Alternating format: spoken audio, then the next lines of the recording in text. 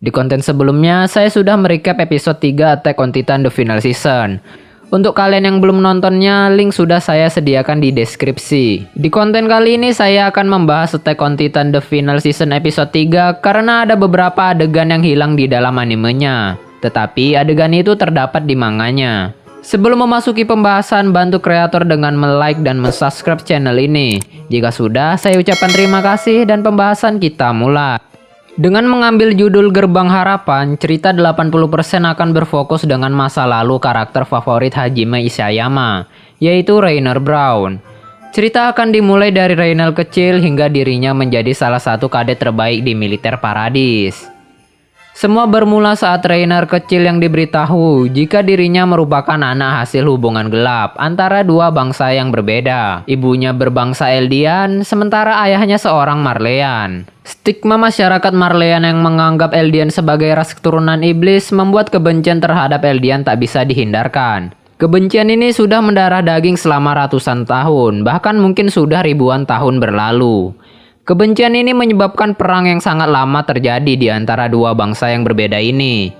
Hingga perperangan berakhir 100 tahun yang lalu, yaitu ketika Raja ke-145, yaitu Raja Kalfritz, memutuskan untuk menghentikan perperangan dan berpindah ke Pulau Paradis bersama sebagian bangsa Eldian yang masih loyal kepadanya. Dan mulai saat itu juga muncul istilah Eldian Paradis, yaitu Eldian yang menetap di Pulau Paradis. Sementara ada sebagian bangsa Eldian yang memilih tetap tinggal di benua utama. Dan saat itu muncullah istilah Eldian Marley. Eldian Marley ini selama 100 tahun ke belakang telah mendapatkan perilaku tidak menyenangkan oleh Marley. Contohnya yang kita bisa lihat dari 62 episode yang telah dirilis di anime Attack on Titan. Contoh yang pertama adalah lelaki Eldian yang dalam usia perang dijadikan pasukan bunuh diri oleh Marley. Semua itu dilakukan untuk menebus dosa para leluhur mereka yang seorang Eldian.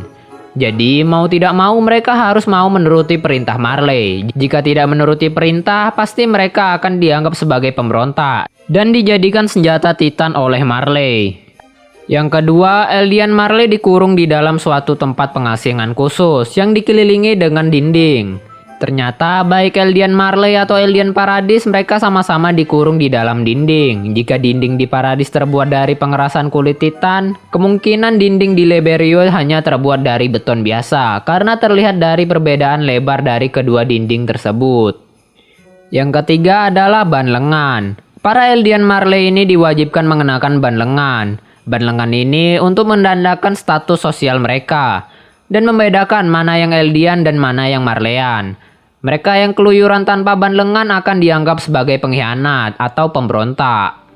Selanjutnya adalah larangan hubungan istri antara Eldian dan Marleyan.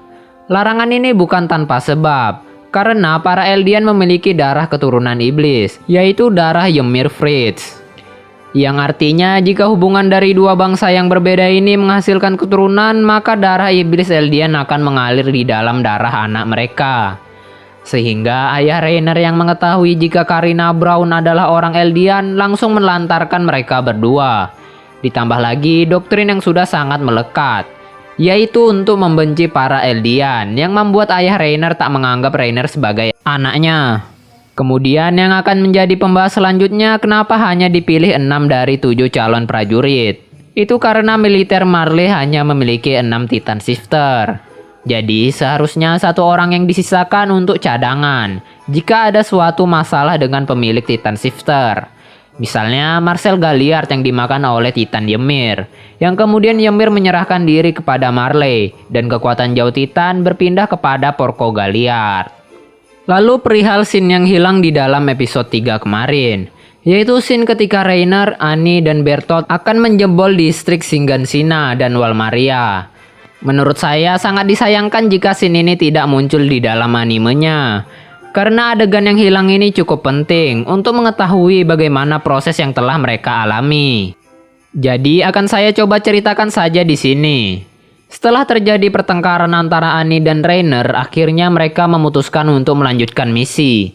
Bahkan jika mereka membutuhkan sosok Marcel Galliard, Reiner sendiri yang akan menjadi Marcel Galliard. Karena tak ada cara lain lagi untuk pulang ke Liberio selain membawa Founding Titan. Jadi saat itu Annie berubah menjadi female Titan dan berteriak untuk memanggil para mindless Titan yang tersebar di Pulau Paradis. Alhasil puluhan Titan berdatangan dari belakang mereka. Namun karena sudah letih berlari, female Titan akhirnya telah mencapai batasnya. Karena pada awalnya misi kabur dari para Titan ini seharusnya dilakukan oleh Jauh Titan. Karena Jauh Titan telah tiada, maka terpaksa Annie lah yang menggantikannya. Kemudian tugas itu digantikan oleh Armor Titan. Kemudian Armor Titan berlari mendekati dinding. Setelah tiba di gerbang distrik Shingansina, Bertolt kembali sedikit ragu. Apakah dia mampu menembusnya? Sementara di sisi lain Annie pingsan setelah berubah menjadi female Titan. Bertolt pun kemudian berubah menjadi Colossal Titan dan mulai menjebol dinding.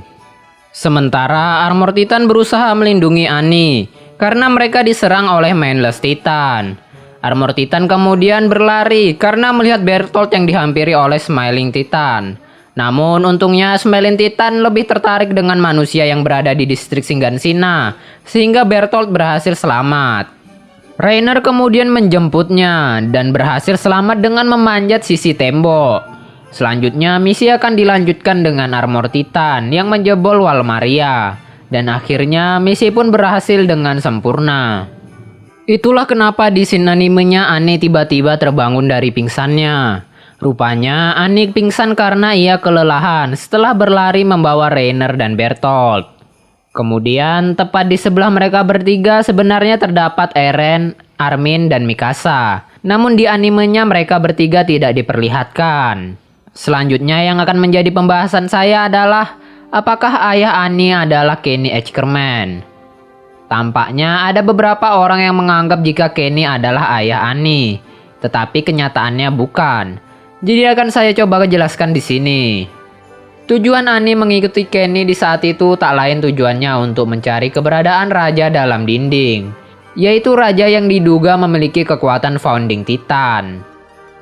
Di manganya diceritakan jika Kenny memiliki aura yang berbeda daripada pejabat lainnya. Itu tampaknya benar karena di saat itu Kenny yang seorang Ackerman telah menjadi pelindung keluarga kerajaan terakhir, yaitu Rothrace. Jadi dengan mengikuti Kenny, Annie berharap bisa menemukan informasi tentang raja dalam dinding. Namun secara tiba-tiba Kenny sudah berada di balik Annie. Karena Annie merasa penyamarannya akan terbongkar dan jika dirinya ditangkap di saat itu juga, pasti penyamaran mereka bertiga akan ikut ketahuan. Dan misi merebut Founding Titan akan gagal total. Maka dari itu, Annie mengecoh Kenny dengan mengatakan bahwa dirinya lahir di sebuah kedai minuman. Karena Annie selalu diceritakan tentang ayahnya yang bekerja di sana. Jadi dengan menganggap Kenny sebagai ayahnya berhasil membuat Kenny terkecoh. Dan Annie pun berhasil kabur. Kemudian Annie berhasil sembunyi di dalam gorong-gorong kota. Jadi sudah fix ya jika ayah Annie bukan Kenny Ackerman. Yang diketahui sampai saat ini ayah Annie adalah Mr. Leonhard yang merupakan ayah angkatnya. Kemudian ada adegan yang menampilkan Reiner yang hendak karaoke menggunakan laras senjata api. Itu karena Reiner tak tahan lagi atas dosa-dosanya yang dulu ia lakukan. Banyak kejahatan yang telah ia lakukan di Pulau Paradis. Tetapi di balik itu semua, Reiner merupakan orang yang berhasil memotivasi Eren yang sempat hampir menyerah. Dan saat Reiner ingin mulai bernyanyi, terdengar suara Falco yang membuat dirinya mengurungkan niatnya. Berarti saat ini yang menjadi motivasinya untuk terus hidup bukanlah ibunya, melainkan keempat bocil yang selalu mengidolakannya. Yang terakhir, wajah Eren yang diperlihatkan cukup jelas. Sempat diperlihatkan di episode 2 kemarin, tetapi wajahnya tak begitu jelas karena ditutupi oleh rambut. Dan pada episode 3 kali ini, para fans akhirnya bisa melihat wajah Eren yang sudah menjadi jamet. Jika dibandingkan dengan Eren 4 tahun yang lalu, perbedaan sangat jelas terlihat. Terutama di bagian kumis dan jenggotnya, yang menandakan Eren sudah mulai dewasa. Walaupun cuma muncul sebentar, setidaknya ini bisa mengobati rasa rindu para fans. Jadi untuk kalian yang malas membaca manganya jangan bersedih. Kalian gak harus membaca manganya, karena di setiap minggunya saya akan membahas jika ada adegan penting yang hilang. Jadi saya akan bahas di channel ini. Jadi itu saja pembahasan dari saya. Jangan lupa untuk like dan subscribe jika kalian suka konten ini. Saya akhiri, sampai jumpa di konten selanjutnya. Terima kasih.